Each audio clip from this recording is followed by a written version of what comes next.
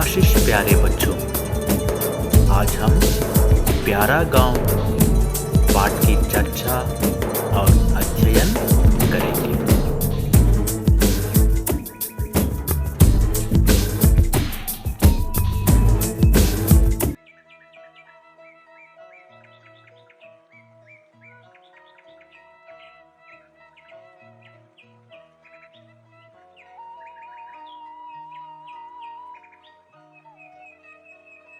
गांव को याद करते ही सबसे पहले वहाँ के शांत वातावरण, खुली धूप, स्वच्छ हवा का अनुभव होता है ना? तो बच्चों, अधिकांश भारतीय आबादी गांवों में रहती है। भारतीय गांव सुंदर और निर्मल है। भारत गांवों का देश है। हमारे देश की 70% जनसंख्या गांवों में ही रहती है।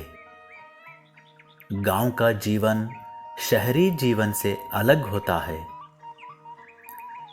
गांव में जीना सचमुच आनंददायी होता है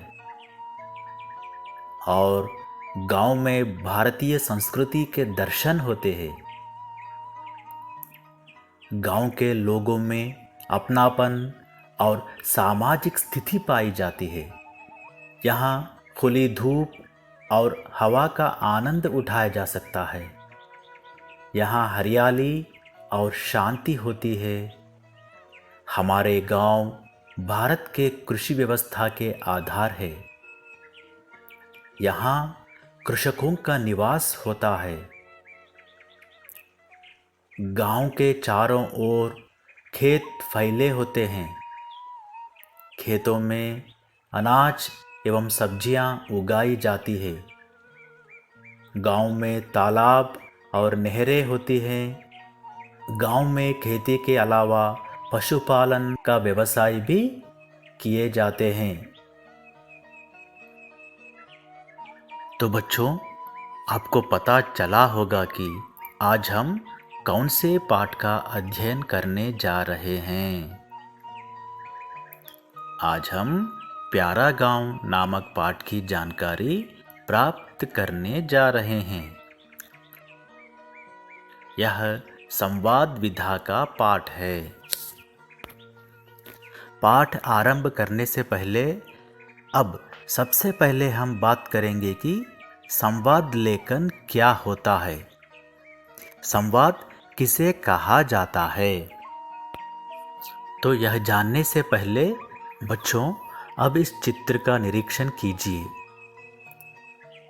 इन दोनों चित्रों को देखने के पश्चात आपको क्या अंतर दिखाई दे रहा है? इस चित्र को देखने के पश्चात हमें यह पता चलता है कि कोई भी व्यक्ति अकेला नहीं रह सकता, है ना? मनुष्य एक सामाजिक प्राणी है। ऐसा किसने कहा है बच्चों? अरस्तु ने कहा है कि मनुष्य एक सामाजिक प्राणी है। समाज मनुष्य द्वारा निर्मित संस्था है।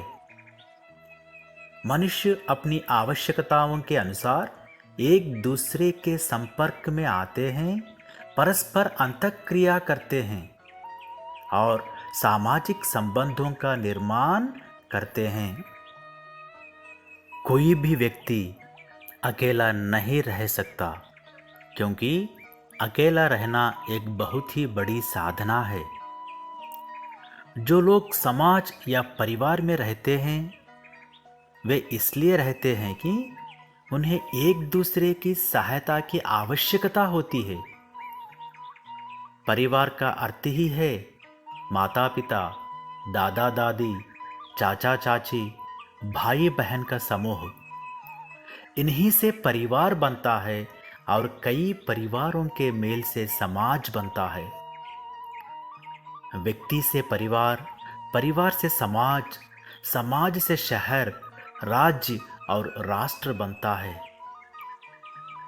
इसलिए जो भी व्यक्ति समाज में रहता है, वह एक दूसरे से जुड़ा रहता है। समाज में परस्पर व्यवहार करने के लिए वह अधिकतर बातचीत का सहारा लेता है।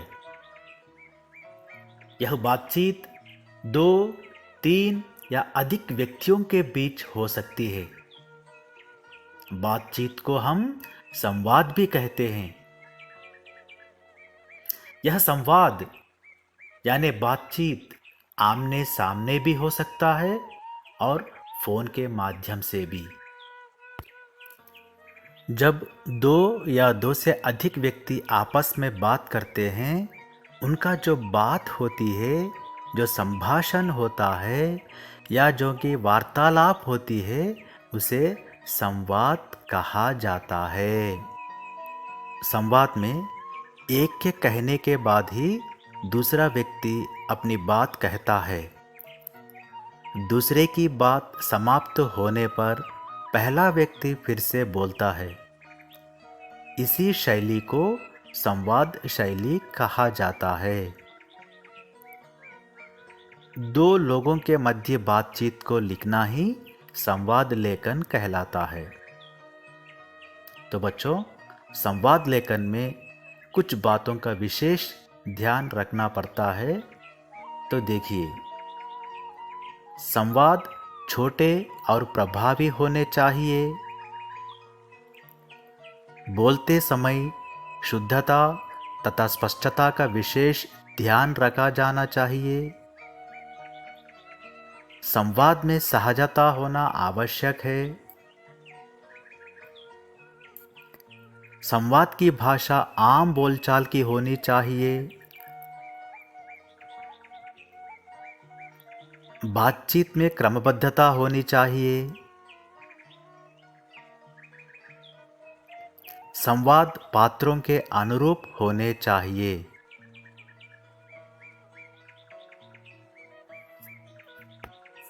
तो बच्चों, संवाद के बारे में आप जान चुके हैं हम।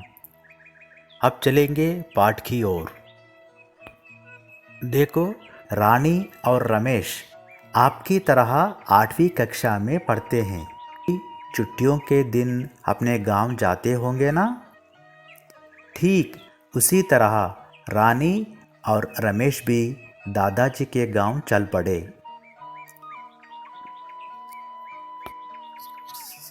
गाड़ी में बड़ी भीड़ थी, फिर भी जैसे तैसे बैठने की जगह मिल गई। शाम तक गांव पहुंच गए। वहां स्टेशन के पास उनके चाचा जी बैलगाड़ी लेकर तैयार थे। शहर में होते तो टैक्सी या ऑटो लेकर हम घर चले जाते।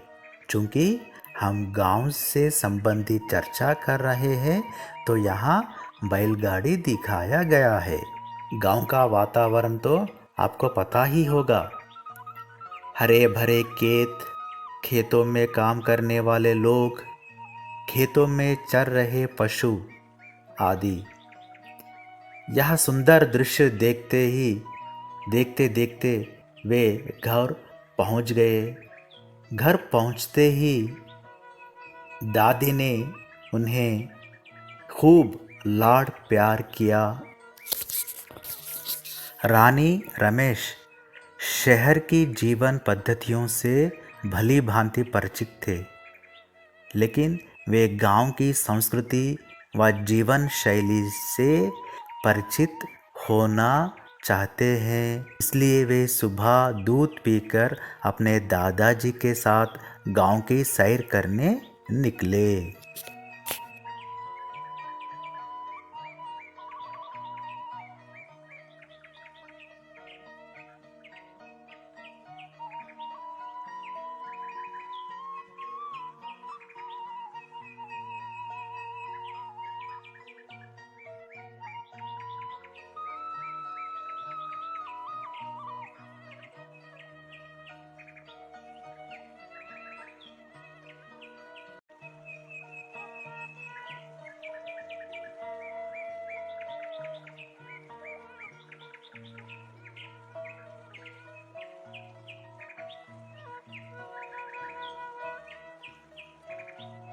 शुभाशीष प्यारे बच्चों, कैसे हो? अब हम जानेंगे प्यारा गांव पाठ का दूसरा भाग। पहला भाग में संवाद विधा से परिचित हुए हैं और भारतीय गांव की संस्कृति से परिचित हुए हैं। अब इस भाग में घरेलू उद्योगों की जानकारी प्राप्त करेंगे। अब हम चलेंगे गांव की जीवन शैली के बारे में। दादाजी ने रानी और रमेश को किस तरह अवगत कराया है। सवेरे दोनों दूध पीकर दादाजी के साथ गांव घूमने निकले।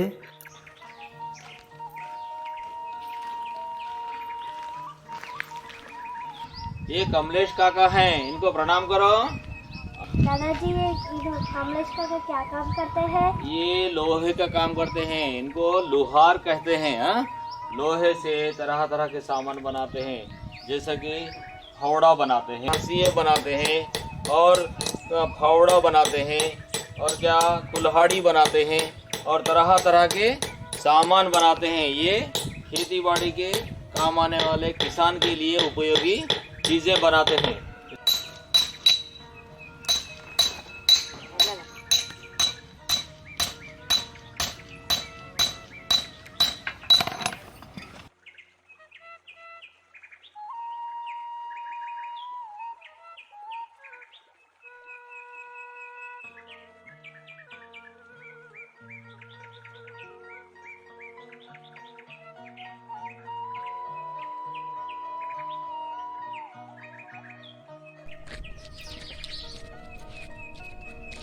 ये घर किसका है दादाजी? ये दामोदर दादा का घर है। दामोदर दादा क्या काम करते हैं? ये दामोदर दादा गांव वालों के लिए मिट्टी के बर्तन बनाते हैं, जैसे घड़े, मटके, हंडिया, हाँ, और आदि खिलौने बनाते हैं।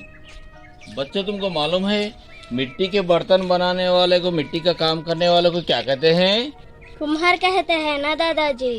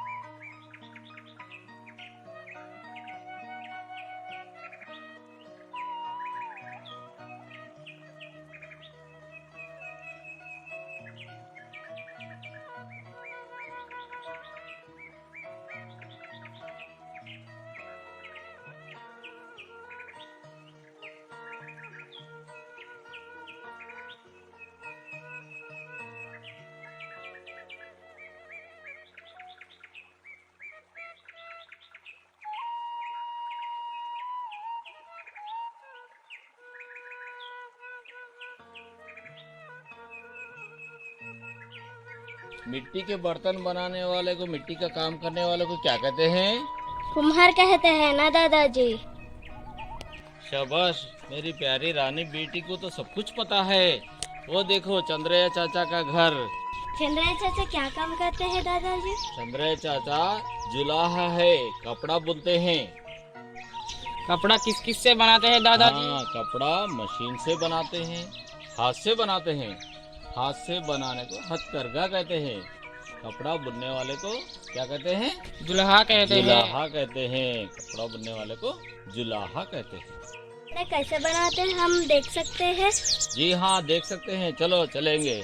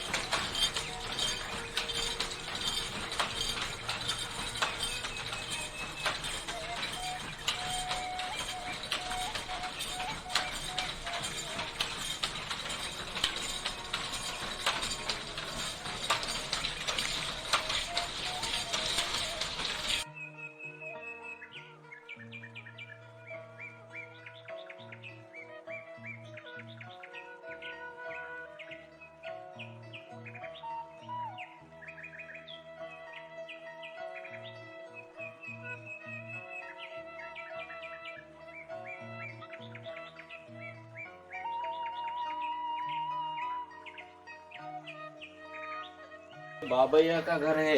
बाबैया बढ़ई का काम करते हैं। दादाजी बड़े क्या काम करते हैं? बढ़ई का मतलब ये चकले से या लकड़ी से तरह तरह के सामान बनाते हैं, जैसे दरवाजे, खिड़की, हाँ, बैलगाड़ी या चकले के खिलौने बच्चों के लिए, और घर के भी थोड़े सामान बनाते हैं। ये लकड़ी से काम करते हैं। इनको क्या बोलते हैं हम? बड़ाई।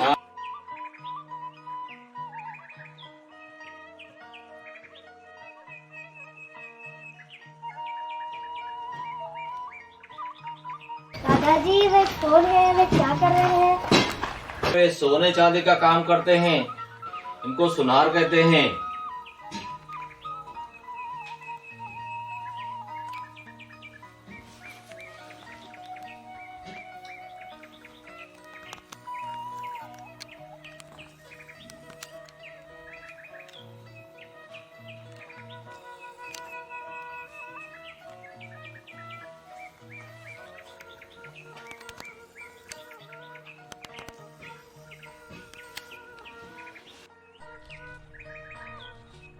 देखो बेटा, इनको सुनार कहते हैं। हाँ, ये सोने चांदी का काम करते हैं।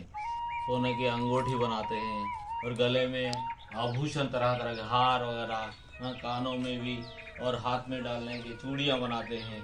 ये पैर में डालने के ये घुंघरू बनाते हैं। छोटे बच्चों के लिए कड़े बनाते हैं। इनको सुनार कहते हैं।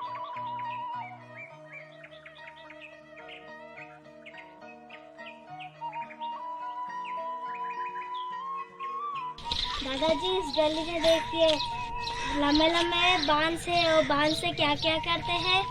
देखो बेटा, बांस से झूले बनाते हैं, टोकरी बनाते हैं और सूप बनाते हैं। तरह तरह के बांस से वस्तुएं बनाते हैं। इस बांस से वस्तुएं बनाने वाले को बंसोर कहते हैं।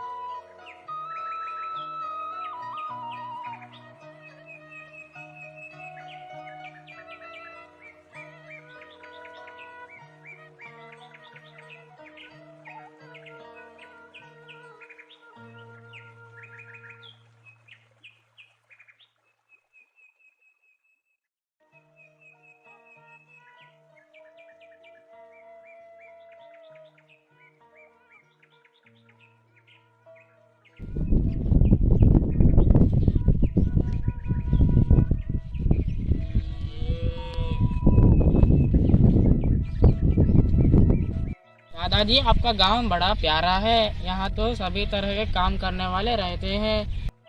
हाँ बच्चों, यहाँ हर तरह के काम करने वाले रहते हैं। लोग एक दूसरे की सहायता करते हैं और मिलजुल कर रहते हैं यहाँ। दादाजी कितना हरा भरा खेत है।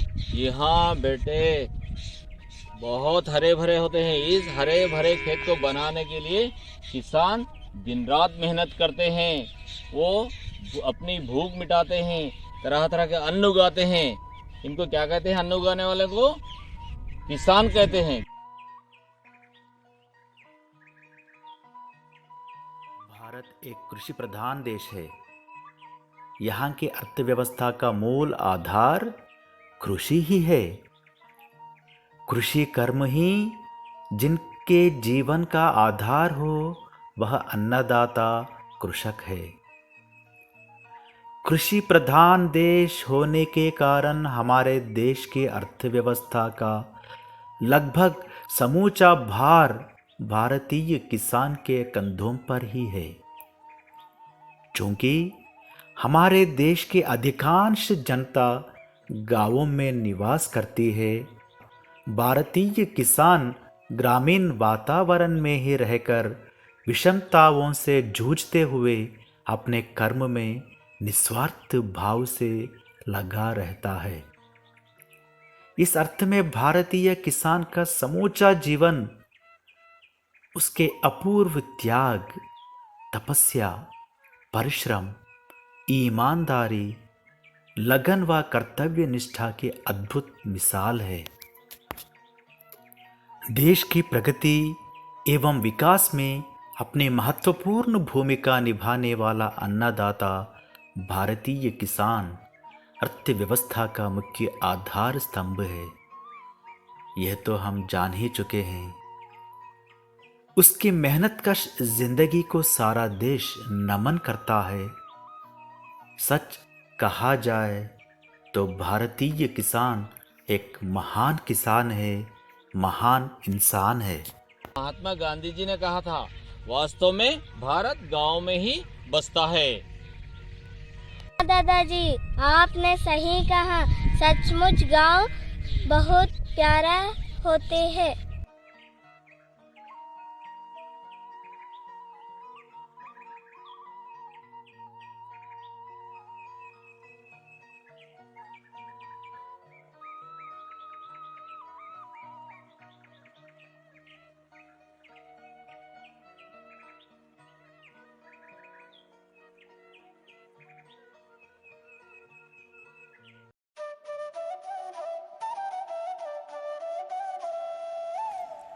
सीखने के प्रतिफल।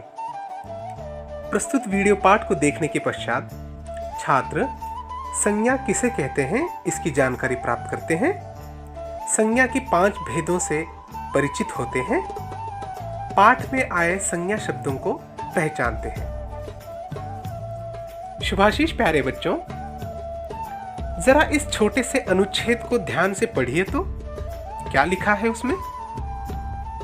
इसमें लिखा है, संजय साइकिल से पाठशाला जा रहा था। रास्ते में उसे एक बड़ा मोर दिखाई दिया।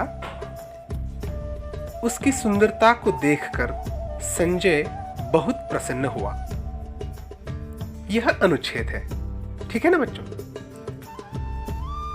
यहां पर संजय, साइकिल, पाठशाला, मोर और सुंदरता, इन शब्दों को रेखांकित किया गया है ना। तो बच्चों, रेखांकित शब्दों को व्याकरण की दृष्टि से क्या कहते हैं? हाँ, बिल्कुल सही कहा आपने। ये सभी संज्ञाएं हैं। संजय एक व्यक्ति का नाम है, साइकिल एक वस्तु है, पाठशाला एक स्थान का नाम है, मोर आपको तो पता ही है कि वह पक्षी है, सुंदरता एक भाव है। हम कह सकते हैं कि किसी व्यक्ति, वस्तु, स्थान, प्राणी अथवा भाव आदि का बोध कराने वाले शब्दों को संज्ञा कहते हैं, है ना बच्चों। संज्ञा के 5 भेद हैं। पहला जातिवाचक संज्ञा, दूसरा व्यक्तिवाचक संज्ञा, तीसरा भाववाचक संज्ञा, चौथा समुदायवाचक संज्ञा और पांचवा द्रव्यवाचक संज्ञा। ये 5 प्रकार हैं, ठीक है ना। तो चलिए अब एक एक का हम परिचय प्राप्त करते हैं। पहला है जातिवाचक संज्ञा। जैसे कि इसके नाम से ही हमें पता चल रहा है, जिस शब्द से किसी संपूर्ण जाति का बोध हो उसे जातिवाचक संज्ञा कहते हैं। उदाहरण के लिए पर्वत, शहर, लड़का, पुस्तक आदि।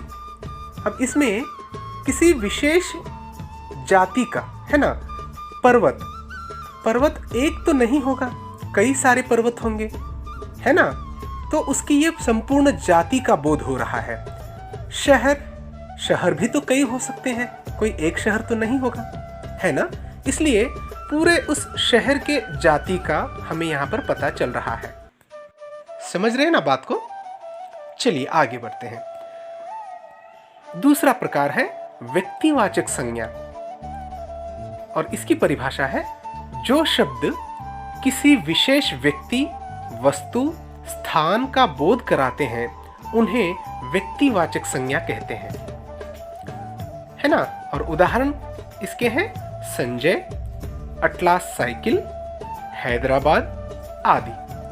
अब इसमें देखिए विशेष व्यक्ति का या वस्तु का या स्थान का। संजय एक व्यक्ति है ना।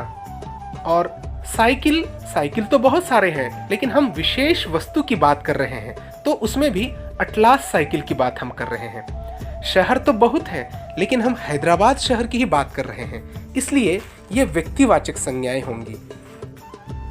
तीसरा है भाववाचक संज्ञा। जिन शब्दों से किसी गुण, स्वभाव, दशा का बोध हो उन्हें भाववाचक संज्ञा कहते हैं। उदाहरण के लिए बुढ़ापा, हरियाली, बचपन आदि। ये उदाहरण ऐसे हैं जिसे पढ़कर हमें उसके दशा का पता चलता है, या फिर उसके स्वभाव का पता चलता है, या फिर उसके गुण का पता चलता है ना बच्चों।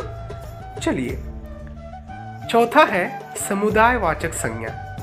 जैसे कि इसके नाम से ही पता चल रहा होगा आपको, जो शब्द किसी विशेष समुदाय या समूह का बोध कराते हैं उन्हें समुदायवाचक संज्ञा कहते हैं। जैसे सेना, कक्षा, परिवार आदि। सेना कोई एक व्यक्ति तो उसमें नहीं होता, हाँ, कई सारे जवान उसमें होते हैं। कक्षा में भी कई सारे छात्र होते हैं, इसलिए वो समूह के रूप में हम उसको देखते हैं। और उसी प्रकार परिवार में कई सारे लोग होते हैं, है ना। बहुत खूब। चलिए अब पांचवा प्रकार देखते हैं, द्रव्यवाचक संज्ञा।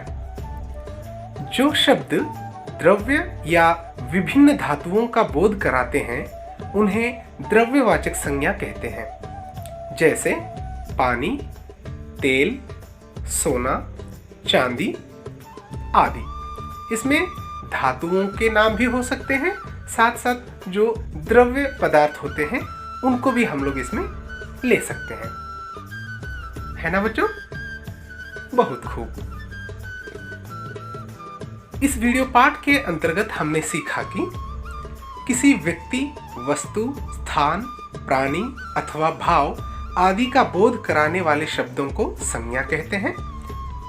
हमने यह भी सीखा कि संज्ञा के 5 भेद हैं: जातिवाचक संज्ञा, व्यक्तिवाचक संज्ञा, भाववाचक संज्ञा, समुदायवाचक संज्ञा और द्रव्यवाचक संज्ञा।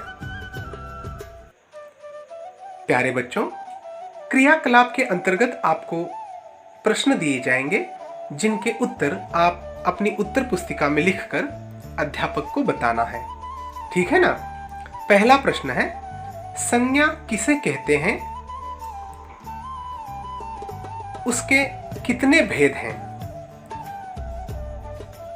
प्रत्येक भेद के 5-5 उदाहरण लिखिए। दूसरा प्रश्न है, पाठ में आए संज्ञा शब्दों की सूची बनाइए। धन्यवाद।